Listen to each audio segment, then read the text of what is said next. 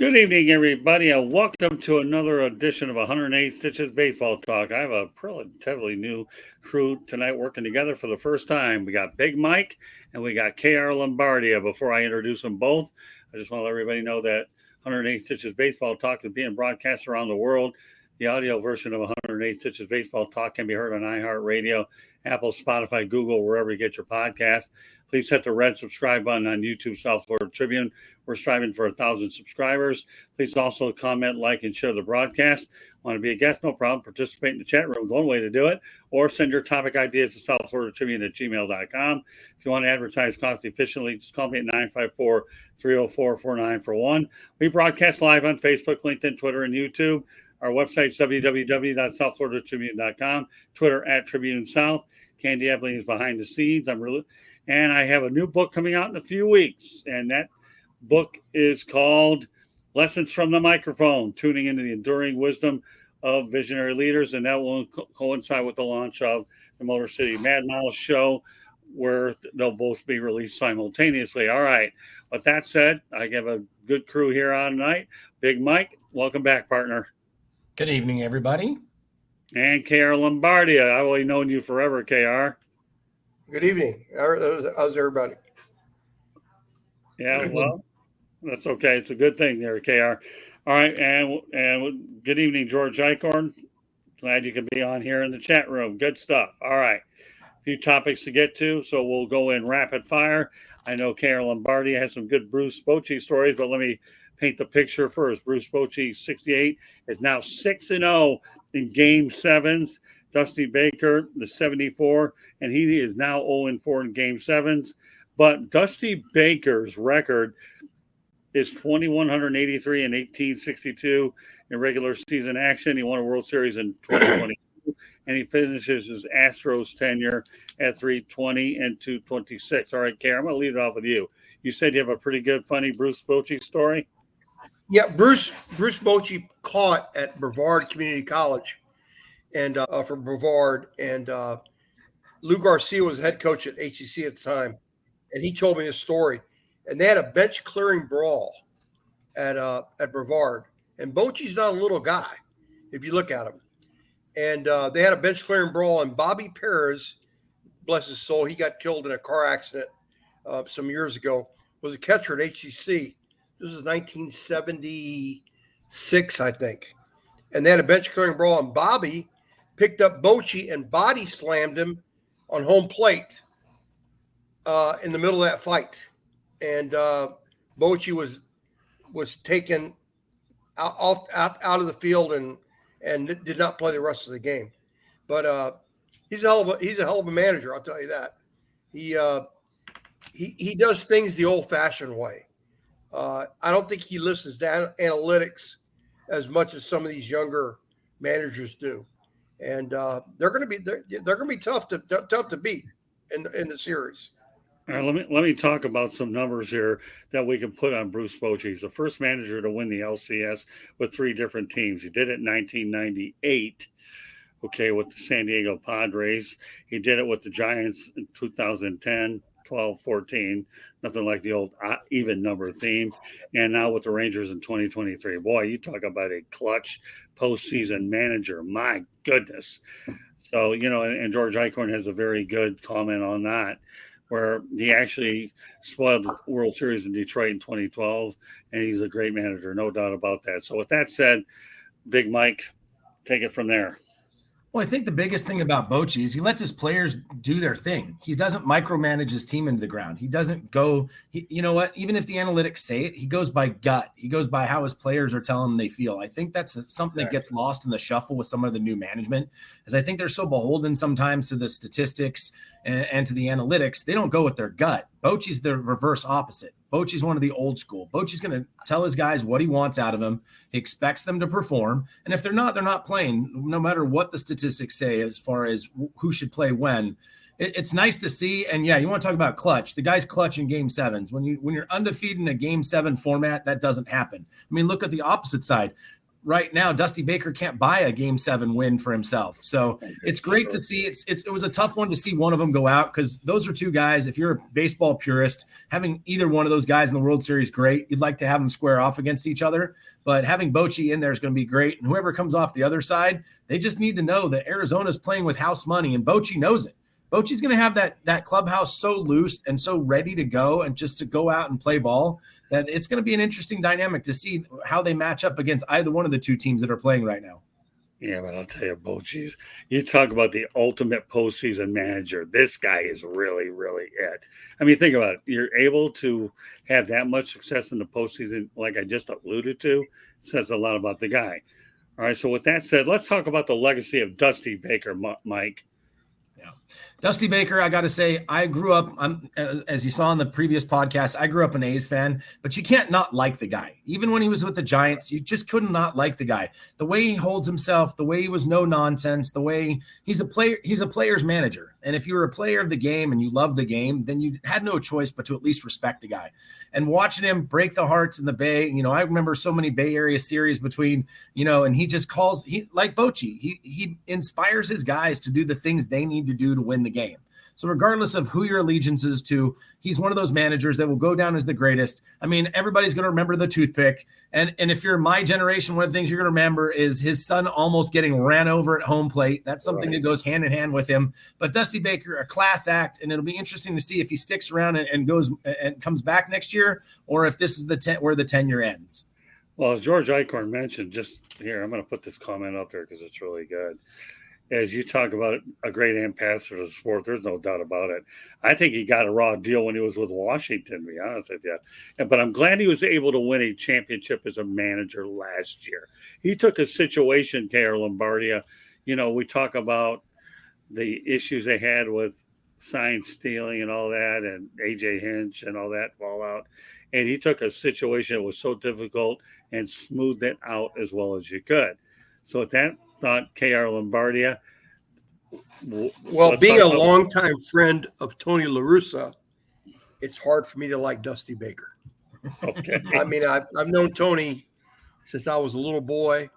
His sister worked for my dad at the bank, and both his first cousins are very, very, very good friends of mine. Hard for me to cheer for Dusty Baker. And I'll leave it at that. And I will add one thing to that, and that's funny. I have friends who are LaRussa fans that say the exact same thing. But the one thing about Baker I have to absolutely get him credit for is, like you said, he walked into a complete S show about what he was handed over. But for him to straighten out the ship the way he did and basically said, look, we're doing it my way or the highway. And if you guys don't like it, then we're going to have to figure something out, because the way the league and everybody else in Major League Baseball looked at that team when it was taken over was some people called him crazy for going to do it, that he had nothing to prove and there was no reason for him to walk into that environment. But that's just he's an old guy, Mike. He's an old guy. He's not going to he probably doesn't believe in this new bullshit that excuse my language, that the analytics and all that. He coaches from the seat of his pants like Tony does, and Loupinella and Caseystangel and ralphhouck and all the old guys. You coach for the seat of your pants. The analytics is a bunch of crap. Well, and that's what that team needed. That's exactly what that team needed. Yeah. That team needed a guy who is like you said, no BS, to go in and right the ship. Because if he couldn't do it, honestly, I don't think you can say there's a manager in the game that could have walked into that and had any better success than Baker did by taking over the Astros. No. It's amazing, KR. I like the names you brought out. How many people even know who Ralphhouck and Lupin? Well, we know Lupinella, but Ralphhouck. I'm an old man. Oh, God, I'm an old man. I'm not that much further behind than you are. 1951. I remember the '60 Yankees losing to the Pirates. I remember Mazeroski's home run like it was yesterday. So I'm an old guy.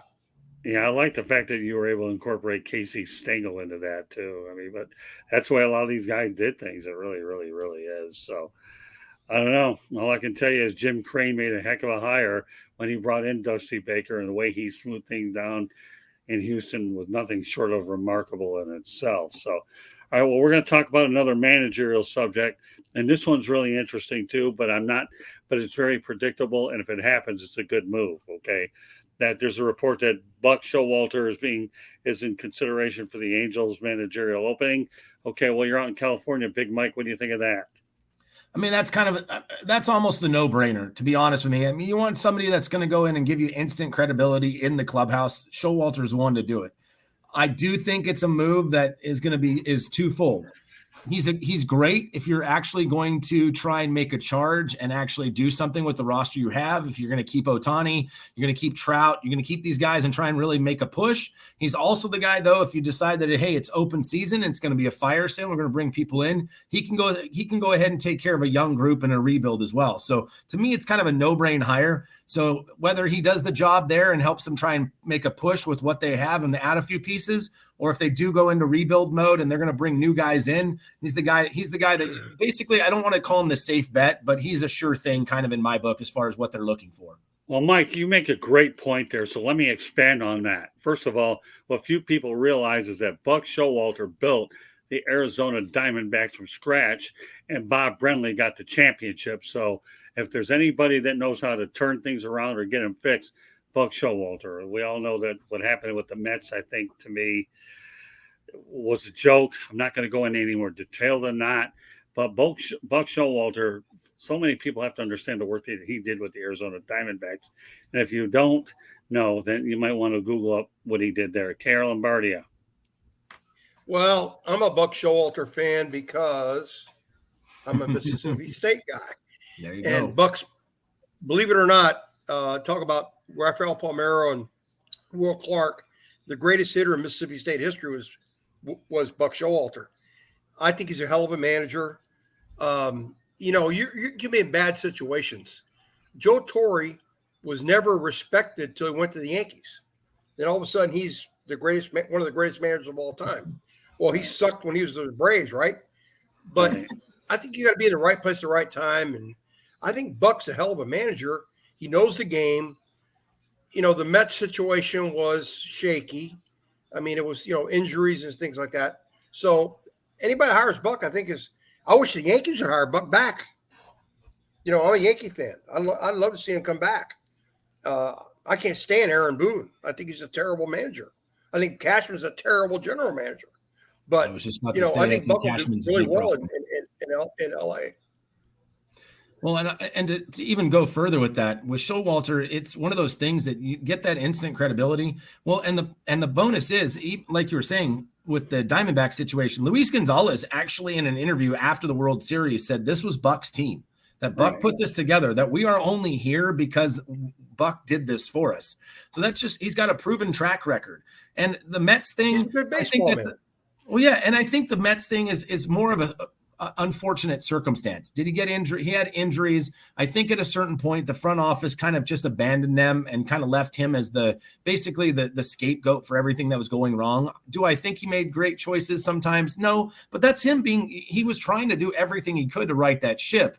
And in the end, the Mets are sinking whether Showalter's there or not right now. They have more problems than their general manager. I mean, than a manager. The front office of the Mets needs to get their head around, hey, just because you want to pay guys and come up with a big payroll doesn't mean they're going to win ball games. They have to fit the system. Well, look what's happening. The best teams with the best records aren't in the finals. Yeah. Baseball's crazy. And we touched on that. I really do think, Scott, I really think something needs to be said for the point we talked on a couple weeks ago, that Major League Baseball needs to take a good hard look at the playoff schedule and stop penalizing these teams that are rolling going into the playoffs, but making them have such a long layoff and completely killing any momentum they have. Well, I'm old enough to remember when the American League champion played the National League champion in 7 games in the World Series, and none of this playoff garbage. Well, I mean, the you best say team that. in either league plays 7 games to the finals. I'm not sure that shouldn't be that way. I don't know. Well, let me point this out. You are right, Carol Lombardi. I wish Brian Cashman would have considered Buck Showalter to bring him back with the Yankees. I really did. Then again, a lot of people wonder about Don Mattingly if he ever gets there. Time will tell. I think Don would do well with the Yankees, knowing that he has more talent to work with. Go back to Eichhorn again. And, Buck is 19th all-time wins by an MLB skipper. So pretty hard to argue against the credibility of Buck Showalter. Good points, George, all the way around. So, all right, so let's talk about the fact that Bob Melvin is now leaving the San Diego Padres to the San Francisco Giants, returning to the Bay Area. Tell me why I wasn't surprised, considering that there have been discussions since the offseason that he would actually be considering a move from San Diego. So, all right, Mike, I'll tell you all these California topics tonight. My goodness. So just in the wheelhouse. Just in my wheelhouse. Yeah. What are your thoughts about Bob Melvin in the Bay Area? Absolutely love him. I really think the only reason he left and went to San Diego and basically just hung everything up in Oakland was it was just untenable. At some point, you got to cut your losses. He didn't want to leave the game. He didn't want to take a step back. He didn't want to step out of the game. The San Diego job opened itself up. It's still in California. He loves being on the West Coast.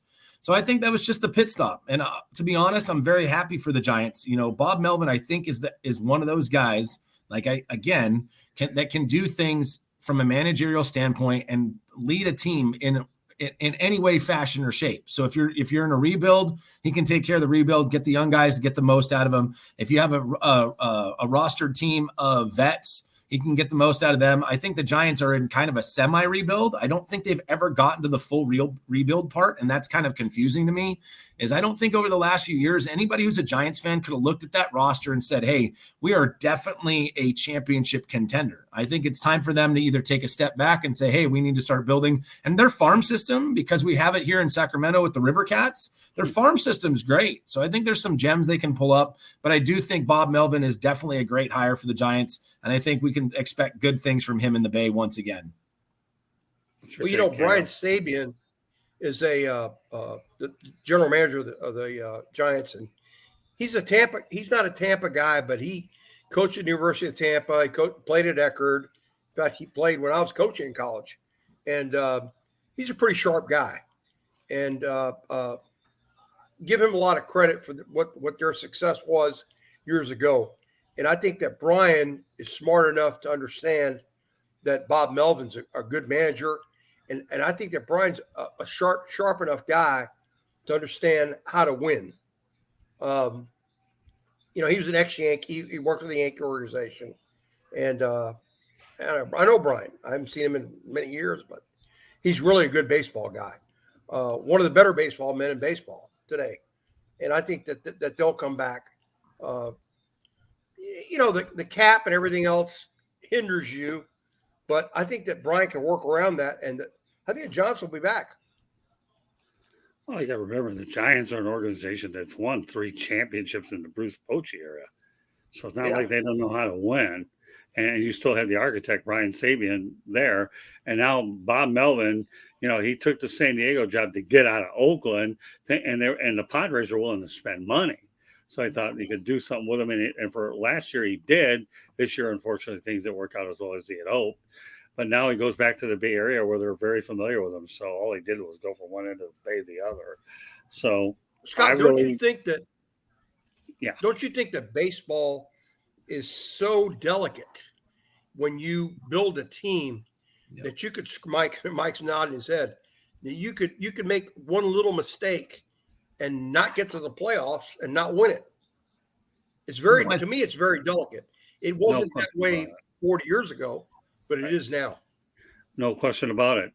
And you know why, KR, that factors that way? We're talking about not only the fact that there's such a focus on analytics, but we're also talking about the rule changes that you have that have incorporated. We all know that the rule changes, such as the pitch clock, the mound visits, and the list, and the ghostrunner, and all these other things that there makes it even more delicate to back up your point, KR.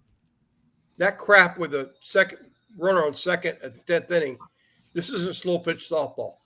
I was going to say the same thing. I really want to know if the guy who actually proposed that was somebody one of these weekend warrior execs in Major League Baseball and said, hey, you know what? In my slow pitch league, to make sure we don't go over time, exactly, and the umpires don't have to stay late, we don't have to stay late past the time the bar is going to serve us our first round of beers, we have a runner on second to start it. Because that's literally where first time I heard that, I was like, somebody went to a slow pitch tournament this weekend and thought, I'm going to throw it out there, and it stuck. I was talking that today with a good friend of mine who plays slow pitch softball, but he's a baseball purist like I am. He's my age. And he goes, what kind of crap is this? Right. It's stupid. I like to speed up rules, but as a pitching coach in college, my pitchers work fast. This time limit would have never affected us. We work fast. We work very fast. But this stuff on the second base, I mean, just it's stupid. It doesn't make sense to me. To me, it's laughable. I hate the rule.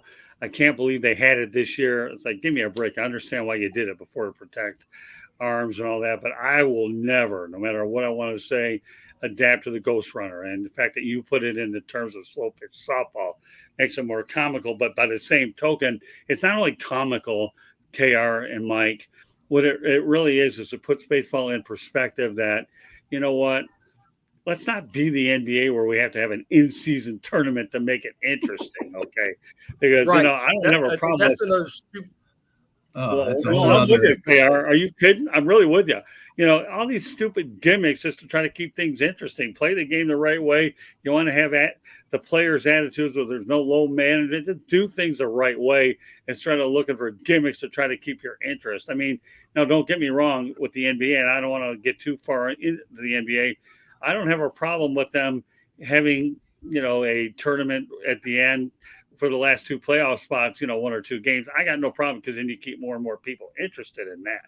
But that's as far as I would go. But no, I'm with you. The ghostrunner and slow pitch softball, KR, appropriately to me, needs to go. Really, what this is all about, Mike. Anything you want to add to that?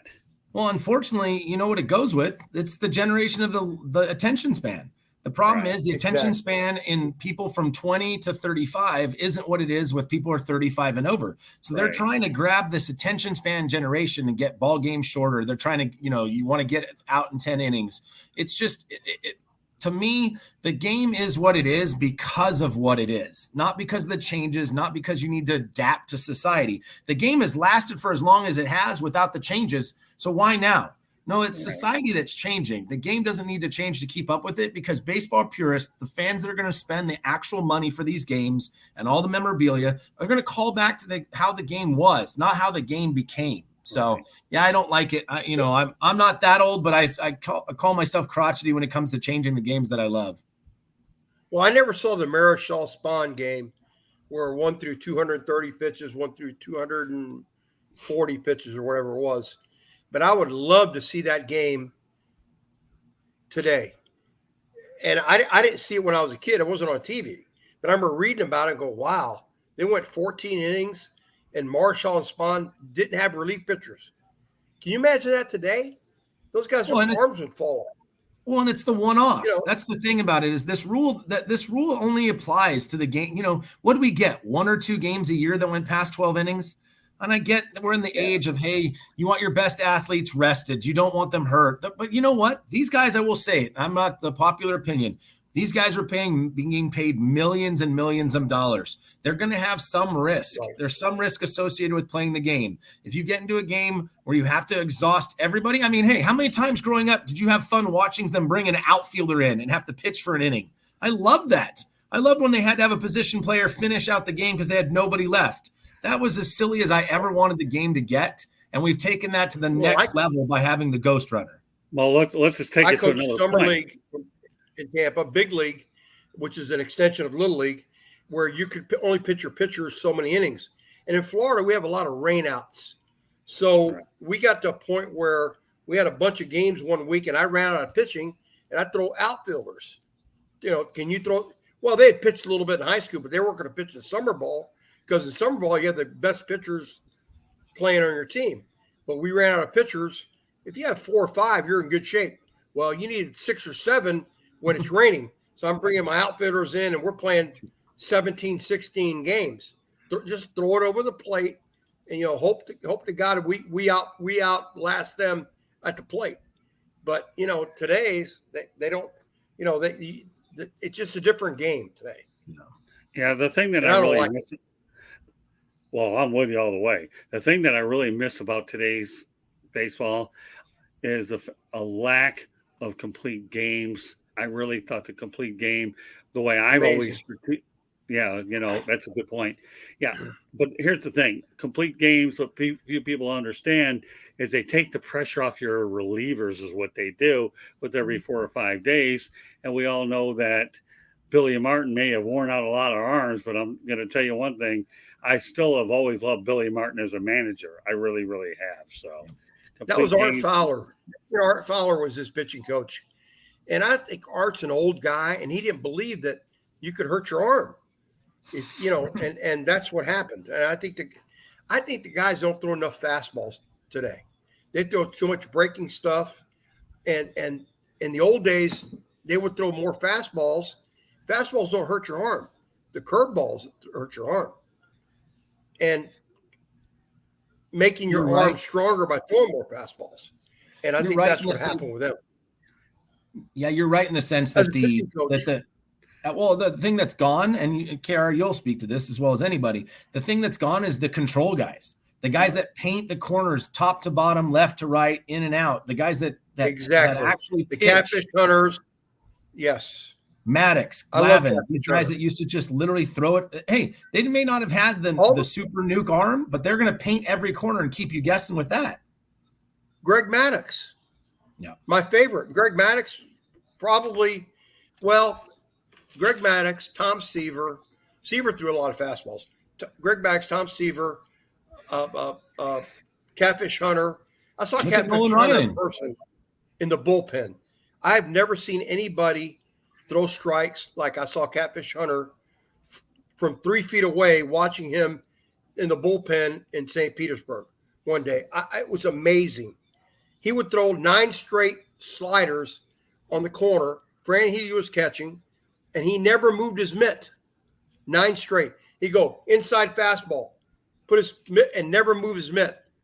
But he only threw about 88, 89 miles an hour, but on the black. Yeah. Or 3 or 4 inches off the black. And they called them strikes. So George Eichner makes a great point in the chat room, KR. The Ghost Runner is wrecking the baseball history and record books. That's let's preface that thing, record books. Okay, didn't mean to cut you off, but that was a good quote there from George. You guys care to comment on at least the record books part of that whole thing? Well, and that's the hard part now. So what do you do as far as wins? So let's say a pitcher is just a fortunate guy. Let's say a guy gets 6-7 wins a year by having the Ghost Runner on second. So it kind of comes down to, how do you weight it? And the problem is, in the record books, there's just no way to do it. To me, it's a different generation. Like we say, hey, I truthfully, if we're going to go that route, we'd have to go ahead and now start going ahead and giving more weight to guys that do pitch complete games going forward, which you're not going to see much of because everybody's on a 6-7 inning limit. But if it does weight the record books one way, it'll have to weight it the other. So unfortunately, there will be no discerning between the two. But somebody who's a baseball purist will always know the difference that, hey, this guy may got 5-6 wins a year with a guy standing on second base in the 10th inning. Okay, fair enough. All right, one more topic to get to. What could be a better World Series? Texas against Philadelphia, Texas against Arizona. We'll lead off with you, Mike. To me, I think we're in for a treat either way. I want to see Harper in the World Series. I'm that guy. I like Bryce Harper. I think he's an amazing talent. I always like seeing him light up the screen. But I will tell you, from a sense of, hey, let's have some fun baseball. 2 teams playing with house money. Neither team a couple of weeks ago you would have said had any chance, I wish I could have gone back right now in my DeLorean and put some money down on both of those teams right now because they're playing with house money. You got to love it. You're going to have Bochy that's going to have his guys up and ready to go. The Diamondbacks are going to be coming back from a 0-2 deficit against probably what was the team that was absolutely rolling. And then you go back to the Rangers. The Rangers go into the postseason. They win 7 games in a row without losing a game. They got down. It looked like Houston was going to step on their neck. That Altuve 3-run bomb, I thought, was the demise of the Rangers. So I give them every bit of credit for coming back from that. So I don't know. I don't know if you can pick a bad World Series or pick a bad matchup for the Rangers in this one. I think whoever gets there, the Rangers with Garcia, the kid's hot as anybody in baseball right now. The Phillies, you've got the star power. You've got Harper leading the charge. And then the Diamondbacks are the team that, just were out of nowhere. I mean, if you're an Arizona fan, I've talked to some Arizona fans, they saw the possibility of this. But I don't think a couple weeks ago you could even tell yourself that we'd be questioning what would be a better series, the Rangers versus the Phils or the Rangers versus the D-backs. It's going to be a great series regardless. Okay, Kara, what do you think? Mike's right on. I like to see the Phillies. Because they swing the bat so well. Yeah. I'd like to see them against Rangers. Yankees aren't in it, so I really don't care. But no, I'd like to see the Phillies get in there. Yeah, well, it doesn't hurt that the Phillies are also training in Clearwater in your neck of the woods either. So, you ever I don't care about that. Oh, you don't? Oh, that's right. No, I don't care about one team, Scott. I care about the Yankees. I don't care about anybody else. That's okay. That's fair enough. I'm sorry. I've been that way since I was a little boy. Well, you should. I mean, let's face the reality. Now that the Yankees train in Tampa, it only helps your enthusiasm. You can see them. Well, no, it goes back. My grandfather was a big Yankee fan, but my grandfather was also best friends with Al Lopez. And all right. Cleveland. My grandparents went to the 54 series with the Giants and the Indians. And my grandfather told Al, he goes, I will cheer for you every time except when you play the Yankees. And they were great friends. And I was raised a Yankee fan since I was a little boy. So, just the way it is. Okay, we have an update. Bottom of the fifth, 3-2, Arizona, the Diamondbacks. All right, well, I can tell you right now, I am mixed on this because I was actually living in Arizona when they beat your Yankees during 9/11. I know. Luisgonalez, a Tampa boy, who I know, hit the ball up the middle and win the game. It killed me. Yeah, well, I mean, Lewis's mother's a friend of ours. Well, she was. She passed away a couple of years ago. Tampa people, we're very close. Baseball community in Tampa, Scott, as you probably know, is very, very close. Everybody knows everybody. McCullers, everybody knows everybody. I will go on the record and say if the Diamondbacks win, the only way I'll root for the Diamondbacks is if they make Gurriel cut off his troll hair. I'm sorry. I hate every time that dude's helmet comes off and I see the purple hair come out. Call me a hater. Call me an old man. For some reason, it's like watching Altuve run around the bases. There's just something about it that irks me. And I'm just like, if he gets the Yankees memo and he cuts his hair off, then maybe I could root for the Diamondbacks. But until then, if the Diamondbacks Rangers come up, I'm going for Garcia and the Rangers all the way. Well, the Phillies all have those guys with the long hair. I can't stand it either. It looks terrible. Well, like I said, no got to play for the Yankees. Old man George Steinbrenner would say, "You can't play for us. It's got your hair." Yeah, no, I remember that. Yeah, I really remember that. Johnny Damon. I think that's what got Dick Hauser fired too, wasn't it? Because he didn't even care. But apparently, there are a lot of things, and I won't get into Dick Hauser, although I do make a reference in my book. But having lived in Arizona, there's a piece of me that does want the Diamondbacks to do really well. We'll address it next week. On next week's show, we'll just put that little teaser out there that we will readdress the Arizona Diamondback situation one way or the other. So one thing I really love doing is having an entirely different crew. And this to me has been an awful lot of fun. You think of KR Lombardi, just to let you know, Mike, okay, him and I worked together when I was with the Tampa Tribune and I covered his team, and he has some pretty good ball clubs out there. We've been friends for over 40 years, man, this guy. And now to bring you on, I think it's been a lot of fun to bring in. So kudos to George Eichhorn for being a heavy contributor in the chat room. So house money, really, Mike, is what you said. You have two teams that are on house money. Bear in mind, we can't lose sight of the fact that the Rangers were in last place a couple of years ago, I believe. Yeah. So they had a very atrocious record. But when you go out there and you develop younger players and you add key pieces, Chris Young is their general manager. John Daniels contribute a lot. Now you have the end result. But I will mention one thing about the Rangers, though, and that's this.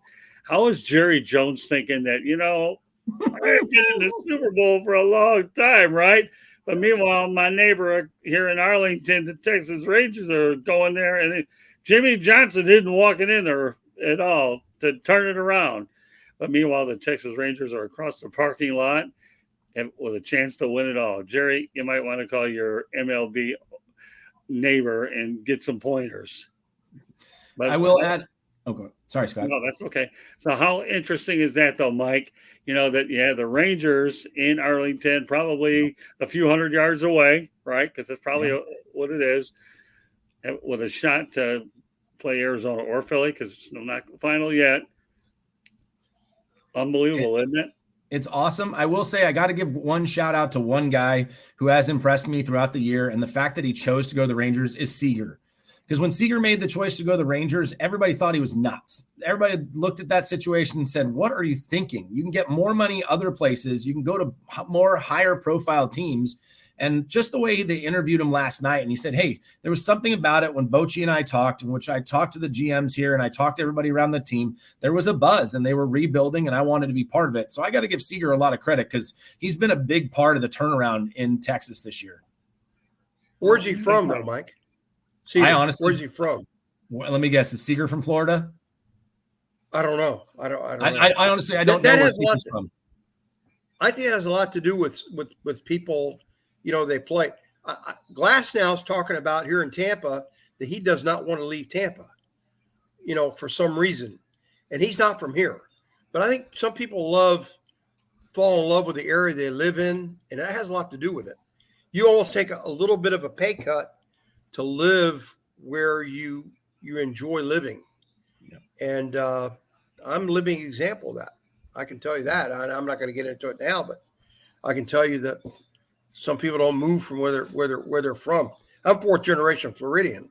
For me to move from here would have been something. And, it has something to be said about that. Well, I mean, most of my years are Metro Detroit, but I can tell you right now that I've been in Florida probably 25, 30 years of my life. So I wouldn't want to live in Detroit either.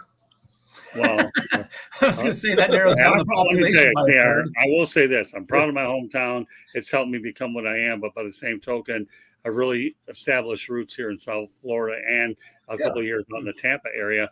I love the warm weather, and I also like no state income tax either. So it doesn't hurt either. You had to rub that in, really? Oh, come on, Big Mike. I know it's a little expensive out your neck of the woods, but that's okay, Mike. Well, Scott, you got to get me on what I really, really, really love, which is college football. Okay. Well, you know That's my first love. Okay. I'm going to work on that. I probably could. That in college baseball. Well, you know what? I'm not a big pro baseball guy. Well, I'll tell you what. I got an idea. If you're willing to do 2 shows in one night, I might be able to get you on a football show one time. What do you think, KR? It's college football, buddy. I'm watching Western Kentucky and Liberty right now as we're speaking. Yeah, we do a combination. I'll watch anybody in college football. We do a combination, KR, of pro and college. Would you be game for that? Yeah, pro's okay, but I'm a college football guy. Right, I'll watch pro. Let me work on that. Okay, I'm glad you put that message in my ear. Okay, I'll work on that. I coached football in high school. Remember now, Scott? I coached football for a long time in high school. Yeah, So I'm a football guy too. Don't worry. You're getting on a football show. I'm working on it. Okay. And by the way, both you guys are coming on the Motor City Mad Mouse show at some point down the road when I launch it in a few weeks. So we'll get that going. Don't worry. Yeah, you'll be on Inside the Pigskin, KR Lombardia, sooner than you think. It's good that you let me know about that. And Mike, you're going to be all over the map, so it doesn't really matter how this guy. But versatility is what it's all about on my network, and that's exactly what I'm going to do. So.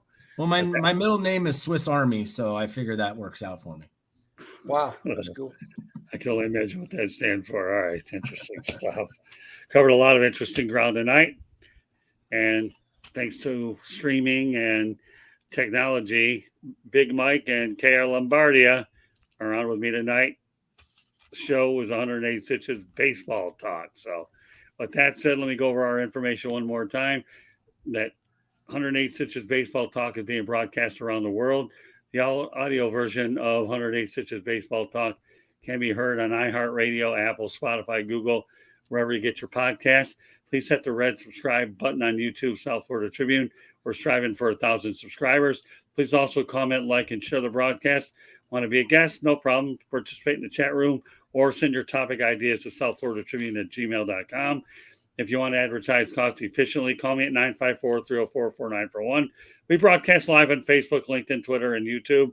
Website, www.southfloridatribune.com. Twitter, @TribuneSouth. Candy Ebling's behind the scenes.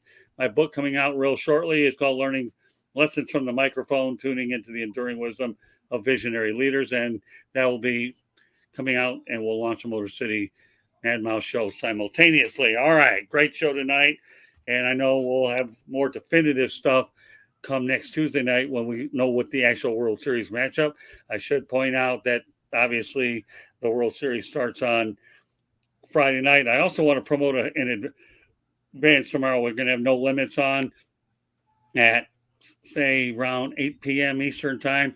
We're going to have Jennifer Lee Cobb on with Coach John Bonamago and KR Lombardi. If you happen to be on there, this is a show where we're going to talk about special teams and head injury. So feel free to participate in that if you get on at the chat room. It'll be around 8 o'clock Eastern time, give or take. So I'm really looking forward to this episode, because the one thing I really like to do is talk about Parkinson's disease. And I have the right person on there with Jen, who's a former St. Louis Rams cheerleader that has her own nonprofit. And, you know, I work with Muhammad Ali and a lot of people. I know people that have died because of Parkinson's. And this is I have a show. good friend that's got Parkinson's. Well, you know what? Well, KR Lombardi, let me ask you a question. I'm just curious. Would you want to come on tomorrow night's show, or do you want to participate in the chat room? I can't tomorrow. I'm not gonna be home. I'll be away. Well, that's okay. But We'll you can just look at the show afterwards. But you know what? Maybe I'll incorporate you as a future guest on a Wednesday as well on that show. I'm looking with Jen. Please do me a favor. I know very little about it. Just do me a favor. I know he's got it. Thank you. He's got a good medication. There you go. I'm sorry, Mike. What were you saying? Thank her for doing that. My grandmother passed away from Parkinson's, so I know just how unbelievably a debilitating disorder that is, and how bad it is to watch your loved ones go through it. So please thank her. I when I saw your guys' last podcast, I meant to mention that. So. Actually, yeah, Mike, what I'm going to do is you're going to thank her when I invite you on a show with us together. How's that sound? All right. Absolutely. Yeah, Scott, I don't know if you're old enough to remember a guy played linebacker for Tennessee and played for the Miami Dolphins, Frank Emanuel. He's probably in College Hall of Fame.